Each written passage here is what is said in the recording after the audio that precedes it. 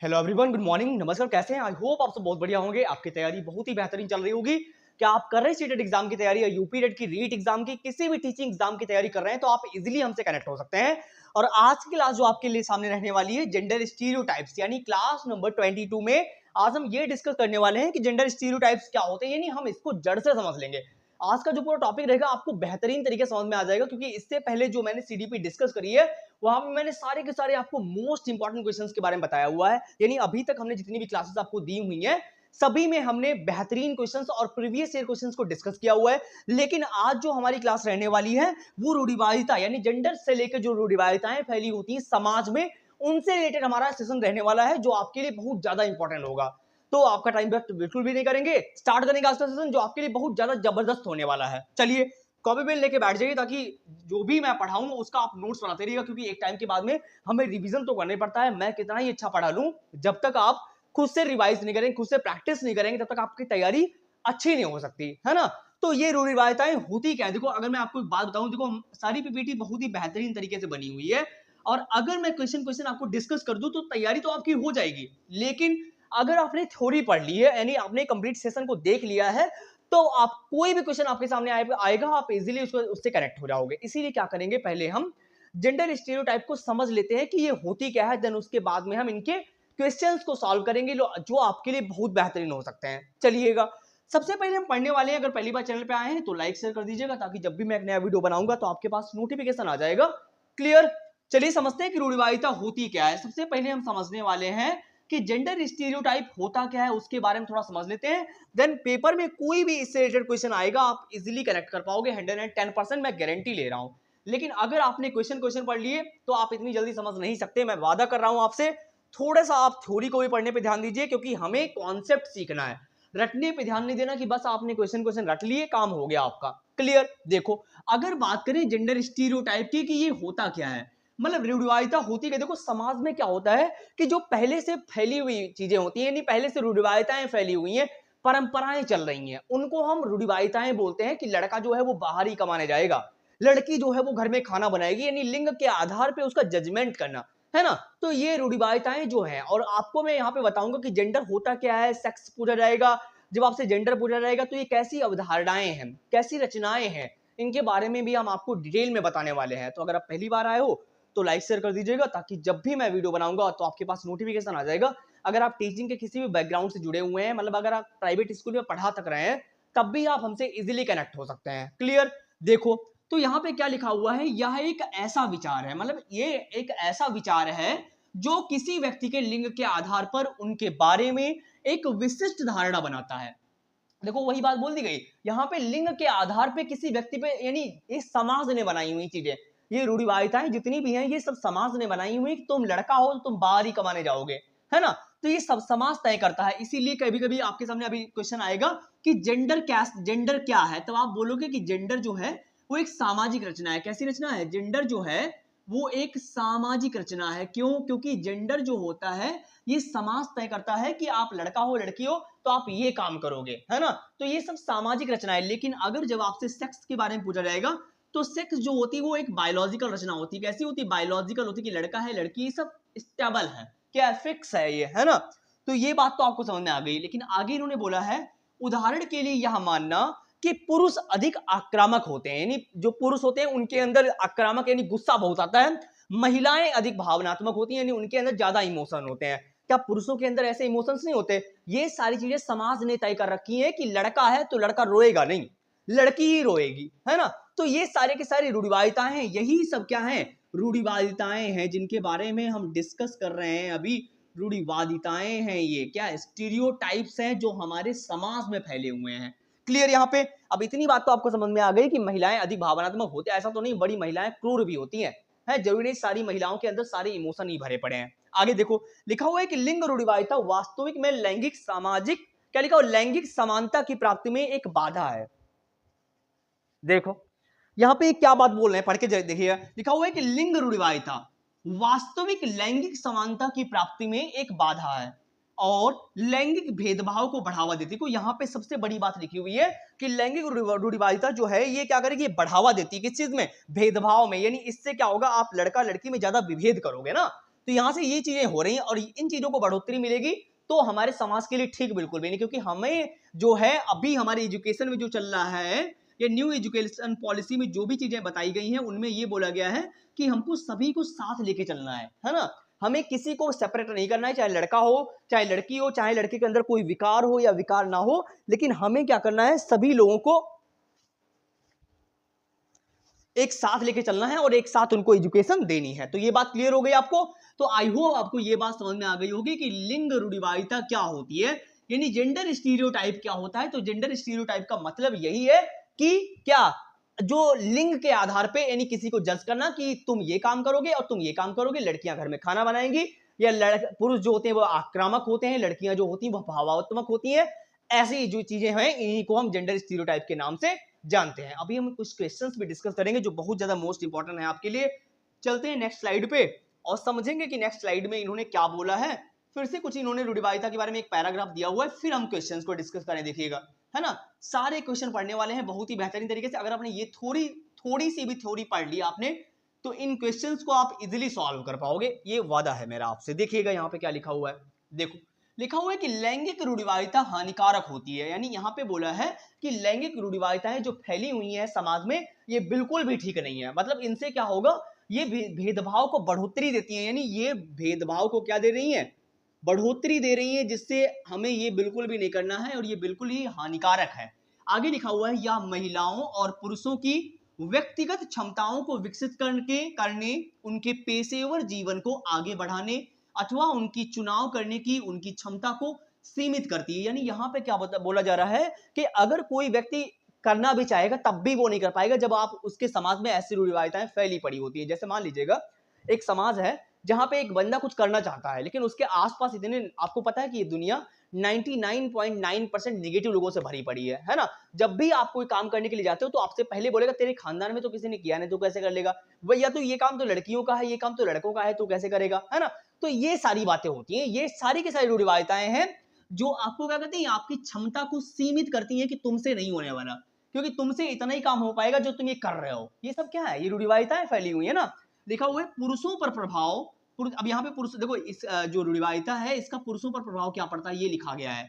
क्या लिखा हुआ है यहाँ पे, सामान्य तौर पर पुरुष सामाजिक स्थिति को कमाने वाले के रूप में वर्गीकृत किया जाता है। देखो ये बात मैंने आपको पहले बता दी थी कि यहाँ पे केवल ये बात बोली जा रही है कि पुरुष जो होते हैं वो केवल बाहर कमाने के लिए जाएंगे, ऐसा बोला जा रहा है रूढ़िवादिता में। अगर उन्होंने घर में खाना बना दिया है तो ये गलत बात हो जाएगी, ये स्टीरियोटाइप के अकॉर्डिंग, है ना। क्योंकि ये यही सारी धारणाएं फैली पड़ी हैं कि पुरुष जो है वो केवल बाहर कमाने जाएगा, खाना नहीं बना सकता। जब आप बाहर रहोगे अकेले तो खाना भी बनाना पड़ेगा ना यार, है। तो ये सारी चीजें फिलहाल के लिए अभी कम हो रही हैं। ये रूढ़िवादिताएं हैं जो समाज ने बनाई हुई है। किसने बनाई हुई है, समाज ने बनाई हुई। चलिए अब हम क्वेश्चंस को डिस्कस करते हैं जो हमारे जेंडर स्टीरियोटाइप को लेकर एक क्वेश्चंस पूछे गए हैं, बहुत सारे। ओवरऑल क्वेश्चन 13-14 क्वेश्चन डिस्कस करेंगे जो आपके लिए बहुत ज्यादा इंपॉर्टेंट है। चलिए पढ़िए फर्स्ट क्वेश्चन को और जवाब देने की कोशिश कीजिए।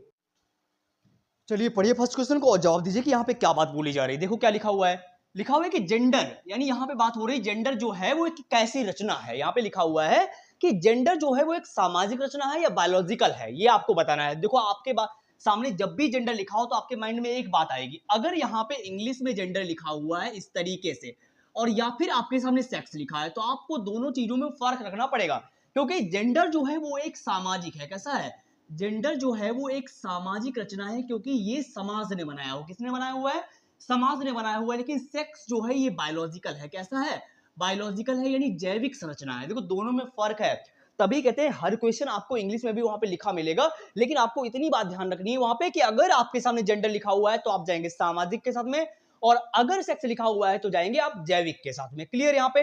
तो यहाँ पे जेंडर लिखा हो तो जेंडर जो है वो एक कैसी रचना है, एक सामाजिक रचना है। कैसी रचना है, एक सामाजिक रचना है। तो हम जाएंगे सी ऑप्शन के साथ में। क्लियर यहाँ पे, हमारी स्क्रीनशॉट। फिर हम आगे चलते हैं और समझते हैं। देखिए आगे नेक्स्ट क्वेश्चन में क्या बात बोली गई है। चलिए क्वेश्चन नंबर 2 पे चलते हैं और देखते हैं कि क्वेश्चन नंबर 2 में क्या बात बोली जा रही है।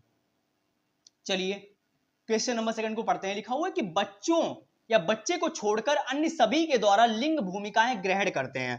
यानी बच्चे जो होते हैं, जो कहने हैं कि बच्चे को किसको छोड़ के, यानी मीडिया को छोड़ के, सामाजिक अर्थ को छोड़ के, संस्कृति को छोड़ के या ट्यूशन को छोड़ के, किसको छोड़ करके सभी के द्वारा लिंग भूमिकाएं ग्रहण करते हैं। देखो पहली बात तो सिंपल यहाँ पे एकदम बात बोली जा रही है कि मीडिया या सोशल मीडिया के द्वारा आप लिंग रूढ़िवादिताएं देखते हो, सुनते हो, है ना। समाज में क्या हो रहा है, समाज के अकॉर्डिंग भी आप चलते हो, उनके अकॉर्डिंग देखते हो कि हमें क्या करना चाहिए, क्या नहीं करना चाहिए।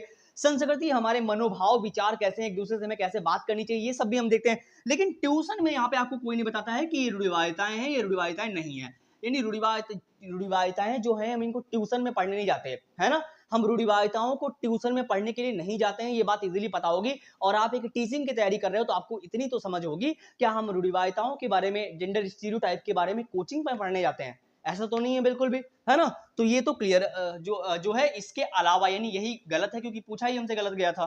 अब हम चलते हैं क्वेश्चन नंबर थर्ड पे और समझते हैं कि क्वेश्चन नंबर थर्ड में क्या बात बोली जा रही है। देखो क्या लिखा हुआ है, लिखा हुआ है कक्षा में परिचर्चा के दौरान, क्या लिखा हुआ है, कक्षा में परिचर्चा के दौरान, कक्षा में परिचर्चा के दौरान एक शिक्षक प्रायः लड़कियों की तुलना में लड़कों पर अधिक ध्यान देता है। यह किसका उदाहरण? यहाँ पे देखो क्या बात बोली जा रही है, कह रहे हैं कि एक क्लासरूम है जहां पे लड़कों की अपेक्षा लड़कियों पर टीचर अधिक ध्यान दे रहा है। क्या कहना चाहोगे आप? मतलब यहाँ पे एक ऐसी रूढ़िवादिताएं चल रही है, एक टीचर को क्लासरूम में कभी भी अलग अलग बच्चों को नहीं समझना चाहिए, यानी सभी को एक साथ लेके चलना चाहिए। अच्छा, टीचर आपके लिए सभी बच्चे एकदम बराबर होते हैं, ऐसा नहीं कि आप लड़कों पे अधिक ध्यान दे रहे हो और लड़कियों पे अधिक ध्यान दे रहे हो, ऐसा तो नहीं होना चाहिए ना कभी भी, है। तो ये क्या होगा, ये क्या जेंडर पहचान है, क्या ये जेंडर संबंधता है, क्या वो जेंडर समरूपता है? ये जेंडर पक्षपात का एक उदाहरण है, बायसनेस है, जेंडर बायस है। देखो आपके सामने चाहे जेंडर स्टीरियोटाइप कभी कभी ऑप्शन नहीं होगा तो जेंडर बायस ऑप्शन होगा। देखो तो जेंडर बायस और जेंडर रूढ़िवादिता या जेंडर स्टीरियोटाइप में फर्क क्या होता है? देखो जेंडर स्टीरियोटाइप वो अवधारणा है जो पहले से चलती आ रही है समाज में, है ना।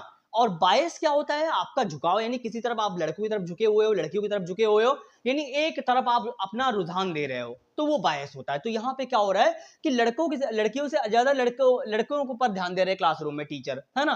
तो ये जेंडर पक्षपात है। क्या है? पक्षपात। हम जाएंगे ए ऑप्शन के साथ में। क्लियर? चलिए अब बढ़ते हैं क्वेश्चन नंबर 4 पे चलेंगे और देखेंगे क्वेश्चन नंबर 4 में क्या बात बोली जा रही है।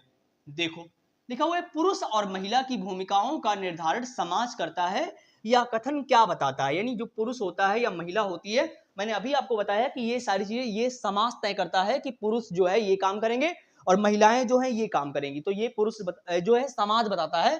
तो ये कथन बताता है। कथन क्या कहेगा? क्या ये लैंगिकता एक अंतर्निहित अवतरण है, या लैंगिकता एक आनुवंशिक? आनुवंशिक तो नहीं है यहाँ पे, है। सेक्स की बात करी जाती तो ठीक है, लेकिन यहाँ पे समाज में कह रहे हैं कि क्या ये कथन क्या कहलाएगा? लैंगिकता एक अंतर्ज्ञानी अवतरण है, लैंगिकता एक सामाजिक अवतरण। देखो वही बात बोल दी गई यहाँ पे कि ये समाज ने बनाया हुआ है। किसने बनाया हुआ है? समाज ने बनाया हुआ है कि पुरुष जो है तो बाहर जाएगा, महिला जो है वो घर में रहेगी। क्लियर यहाँ पे? अब हम चलते हैं क्वेश्चन नंबर 5 पे और समझेंगे कि क्वेश्चन नंबर 5 में क्या बात बोली जा रही है। देखिएगा लिखा हुआ है समाज में विभिन्न लिंगों के लिए उपयुक्त मानी जाने वाली, क्या लिखा हुआ है? लिखा हुआ है समाज में विभिन्न लिंगों के लिए उपयुक्त मानी जाने वाली प्रारूपिक विशेषताओं के बारे में जन सामान्य की अवधारणाओं को क्या कहते हैं? यानी जो पहले से रूढ़िवादिताएं फैली चली आ रही हैं, यानी जिनके बारे में जो जेंडर स्टीरियोटाइप्स चल रहे हैं, जो हम समाज में जी रहे हैं और हमसे कहा जा रहा है कि तुम ये काम करो, तुम ये काम करो, तुम लड़का हो तो तुम लड़की हो, तुम लड़का हो तुम ये काम करो, तुम लड़की हो तुम ये काम करो। क्लियर? तो ये सब क्या है? ये सब रूढ़िवादिताएं हैं और ये जो समाज में फैली चली आ रही हैं, इनको क्या बोलते हैं? मैं अभी तब से डिस्कस कर रहा हूं आपके सामने कि जेंडर विभेदीकरण की बात यहाँ पे हो नहीं रही, जेंडर भूमिका की बात यहाँ पे हो नहीं रही, जेंडर पहचान की बात नहीं हो रही। ये रूढ़िवादिताएं फैली हुई हैं। क्या है? ये जेंडर से रिलेटेड रूढ़िवादिताएं फैली पड़ी हैं कि तुम भैया पुरुष हो तो तुम आक्रामक हो, है। महिलाएं जो हैं वो नॉर्मल बोलती हैं, ये बात बोली जा रही है यहाँ पे। क्लियर? अब हम चलेंगे क्वेश्चन नंबर 6 पे और समझेंगे कि क्वेश्चन नंबर 6 में क्या बात बोली जा रही है। चलिए फटाक से पढ़ेंगे क्वेश्चन नंबर 6। देखो क्या लिखा हुआ है? लिखा हुआ है खिलौने, पहनावे की वस्तुएं, घरेलू सामग्रियों, व्यवसायों एवं रंगों को विशिष्ट लिंग के साथ संबंधित करना क्या प्रदर्शित करता है? देखो यहाँ पे सिंपल फंडा है, कह रहे हैं कि खिलौने हो गए या फिर पहनावे की वस्तुएं हो गई, घरेलू सामग्रियां हो गई, व्यवसाय, रंग आदि को लेकर संबंधित क्या अवधारणा फैली पड़ी। देखो यहाँ पे एक बात बोली गई है, कहते हैं अगर लड़कियां हैं तो वो गुड़ियों के साथ खेलेंगी, लड़के हैं तो वो कार के साथ में खेलेंगे। तो ये सब क्या? ये भी तो रूढ़िवादिता है, यानी ये भी एक रूढ़िवादिता ही है कि लड़कियां जो है उनको गुलाबी रंग ही पसंद आता है ना। तो ये सब क्या है, ये लिंग से संबंधित क्या प्रदर्शित करती हैं, क्या ये खिलौने जो है गुड़िया गुड्डों से लड़कियां ही खेलेंगे, लड़के नहीं खेलेंगे क्या? तो यहाँ पे क्या है, क्या ये किस चीज को दर्शाता है, तो ये जेंडर रूढ़िवादिता है। क्या है जेंडर रूढ़िवादिता, क्योंकि हम जेंडर स्टीरियोटाइप को ही व्याख्यान कर रहे हैं, जेंडर स्टीरियोटाइप को ही पढ़ा रहे हैं। क्या पढ़ा रहे हैं, जेंडर स्टीरियोटाइप को पढ़ा रहे हैं। क्लियर यहाँ पे, तो ये बात आपको समझ में आ गई होगी। यहाँ पे जेंडर सिद्धांत की कोई बात नहीं हो रही, जेंडर प्रासंगिकता की कोई बात नहीं हो रही, या विकसित जेंडर पहचान की कोई बात नहीं हो रही। चलिए अब हम चलेंगे क्वेश्चन नंबर 7 पे और समझेंगे क्वेश्चन नंबर 7 क्या कह रहा है। बहुत इजी क्वेश्चंस हैं, अगर आप थोड़ा सा भी दिमाग लगाओगे तो इजीली आप क्वेश्चंस को अटेम्प्ट कर पाओगे, ये मेरा वादा है आपसे, है ना। और वहां पर भी सारे क्वेश्चन आपको इसी तरीके से मिलने वाले हैं, बहुत ही बेहतरीन तरीके से आप कर पाओगे अगर आपने थोड़ी सी भी प्रैक्टिस कर ली है।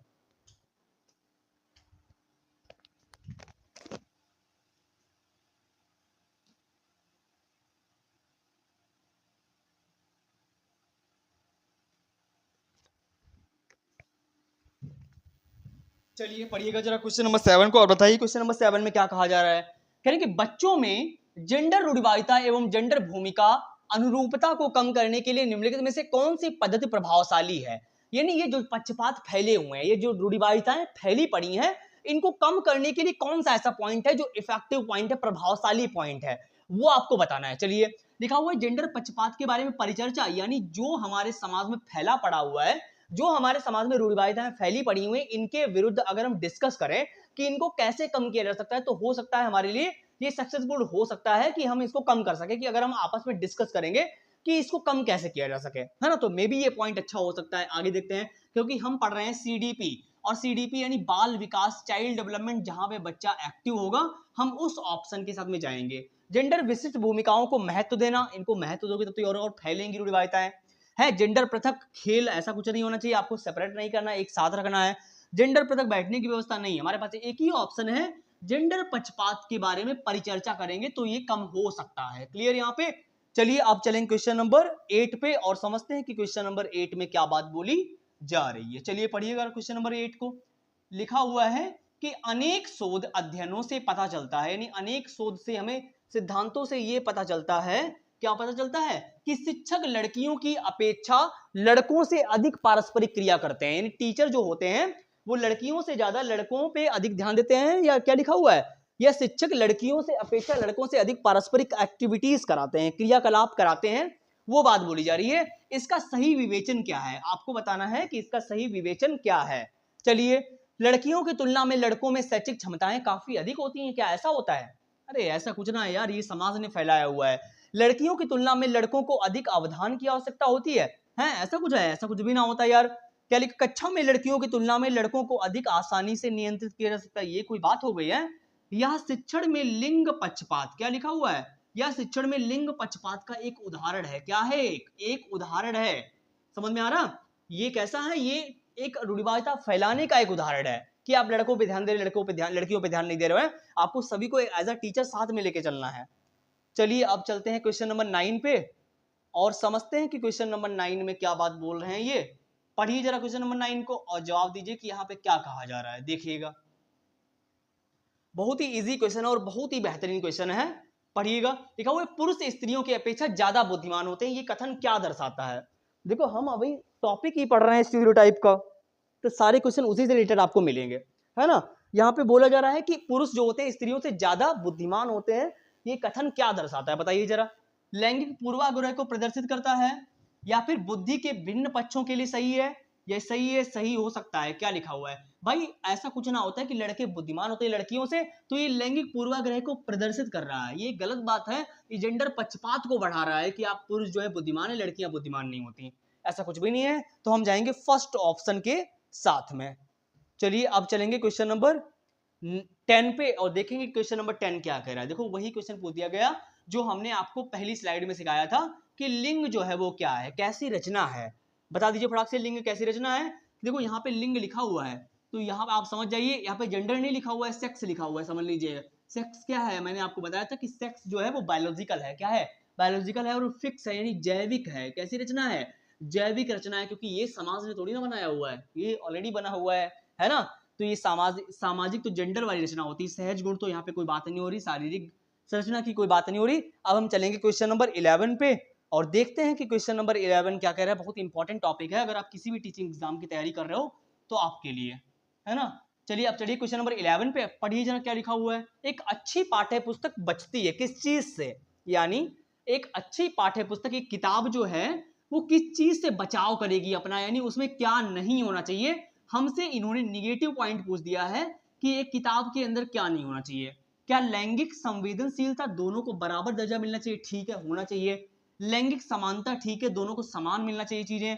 सामाजिक उत्तरदायित्व, ठीक है, ये भी बात है। एक ही बात हमारे पास है, लैंगिक पूर्वाग्रह, यानी हम लैंगिक पूर्वाग्रह को सपोर्ट नहीं करते। ये पक्षपात अच्छी किताब में नहीं होना चाहिए, क्योंकि हम रूढ़िवादिताओं को खत्म कर रहे हैं, बढ़ा थोड़ी ना रहे हैं कि इनको फिर से अच्छी किताबों में रख दोगे। क्लियर, फर्स्ट ऑप्शन के साथ जाएंगे, ये गलत हो गया। अब हम बढ़ेंगे आगे, क्वेश्चन नंबर चलेंगे 12 पे। क्वेश्चन नंबर 12 को पढ़िए और जवाब देने की कोशिश जरूर कीजिए कि यहाँ पे क्या बात बोली जा रही है। हमारे टाइपिंग मास्टर ने इसको भी क्वेश्चन नंबर 11 ही कर दिया है। ये है क्वेश्चन नंबर 12। कक्षा कक्ष में जेंडर लिंग विभेद क्या दर्शाते हैं, यानी कोई क्लासरूम जो है उसमें ये जेंडर लिंग जो है ये क्या दर्शाते हैं। विद्यार्थियों के निष्पादन को प्रभावित नहीं करता, क्यों नहीं प्रभावित करेगा, प्रभावित करता है भाई, है। शिक्षार्थियों के हसोन्मुख प्रयासों और निष्पादन का कारण बन सकता है, मे भी हो सकता है।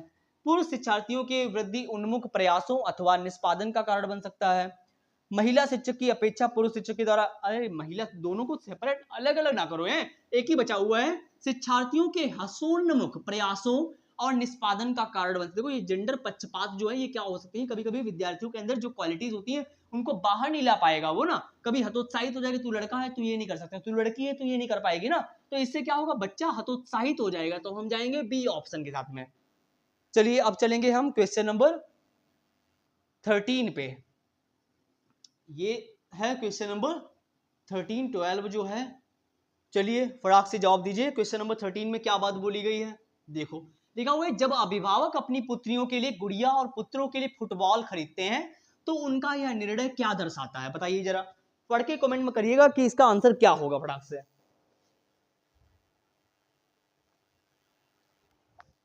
देखो तो ये कथन क्या दर्शाएगा, क्या ये लैंगिक समरूपता दर्शाएगा, लैंगिक संवेदनशीलता दर्शाएगा, या फिर लैंगिक सशक्तता दर्शाएगा, या लैंगिक रूढ़िबद्धता दर्शाएगा। आप समझ रहे होंगे इतनी देर से हम लोग यही पढ़ रहे हैं कि लड़कियां हैं तो गुड़िया गुड्डों से ही खेलेंगी, लड़का है तो फुटबॉल से ही खेलेगा।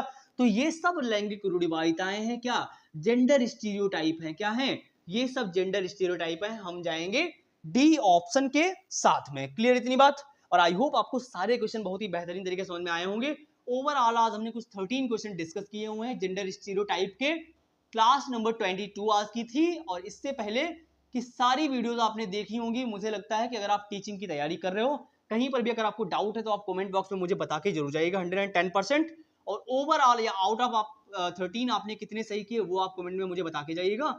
और किसी भी टॉपिक में आपको दिक्कत आ रही तो अब आप मुझे कमेंट करिए, हम आपके टॉपिक के अकॉर्डिंग ही वीडियो बना देंगे। नेक्स्ट वीडियो हम आपके अकॉर्डिंग ही प्लान करेंगे, अगर आपको ऐसा कुछ लगता है और कहीं क्वेश्चन में डाउट हो तो वो क्वेश्चन पूछ लीजिएगा, वो भी हम नेक्स्ट वीडियो में उठा लेंगे। फिलहाल के लिए तो सारी की सारी ऑफिशियल आंसर की है। अगर आप पहली बार चैनल पे आए हो तो लाइक कर देना, लाइक शेयर कर दोगे, ताकि जब भी वही है ना वीडियो बनाऊंगा तो आपके पास नोटिफिकेशन आ जाएगा। फिलहाल के लिए तो मैं डेली आ रहा हूँ आपके बीच में 6 से 7 बजे के बीच में टीचिंग की तैयारी कराने के लिए बेहतरीन तरीके से। मैं से जितना हो रहा है मैं उतना करने की कोशिश कर रहा हूँ कंटिन्यूअस। क्लियर, मिलते फिर एक नई वीडियो।